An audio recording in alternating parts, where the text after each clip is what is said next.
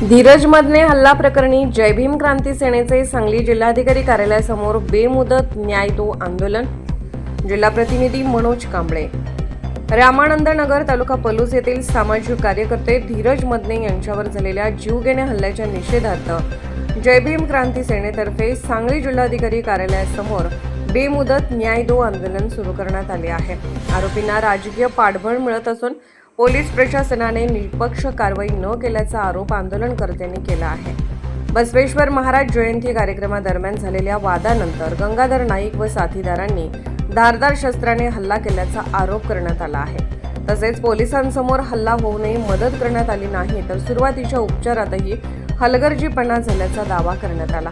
या प्रकरणात आरोपीवर कलम 307 अंतर्गत गुन्हा दाखल करून तात्काळ अटक, संबंधित डॉक्टर व पोलीस अधिकाऱ्यांवर चौकशी व कारवाई, धीरज मदने कुटुंबाला पोलीस संरक्षण तसेच दाखल खोटे गुन्हे मागे घेण्याची मागणी करण्यात आली आहे।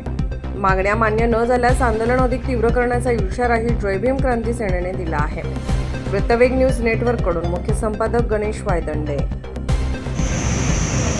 आज या ठिकाणी जय भीम क्रांती सेनेच्या वतीनं माननीय सांगली जिल्हाधिकारी कार्यालयासमोर आम्ही या ठिकाणी न्याय दो आंदोलन करत आहे। याचं कारण असं की रामानंद नगरचे सामाजिक कार्यकर्ते धीरज मदने यांच्यावरती मागच्या 19 तारखेला खुनी हल्ला झाला। या खुनी हल्ल्यामध्ये ते गंभीर जखमी झाले। गंभीर जखमी झाले असताना त्यांच्यावरती सांगली सिव्हिल हॉस्पिटलमध्ये उपचार चालू, जवळजवळ 10 ते 15 दिवस उपचार चालू होता। तरी देखील तेथील पोलीस PI जयसिंग पाटील यांनी त्या आरोपींवर 307 सारखे गुन्हे दाखल करायला पाहिजे होते, परंतु 307 कलमासारखे गुन्हे दाखल न करता त्यांना पाठीशी घालण्याचं काम केलेलं आहे।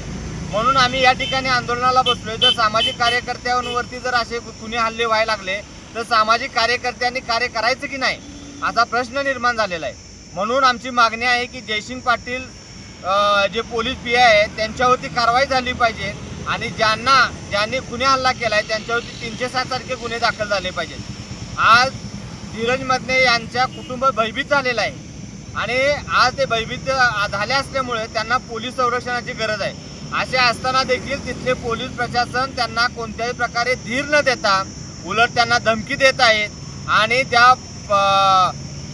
आरोपी आहे त्यांना पाठीशी घालत आहे। जोपर्यंत आमच्या मागण्या मान्य होत नाही तोपर्यंत आम्ही या ठिकाणी उठणार नाही।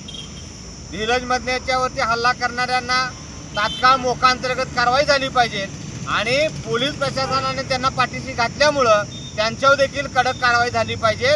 या मागणीसाठी आज आम्ही या ठिकाणी बसतो।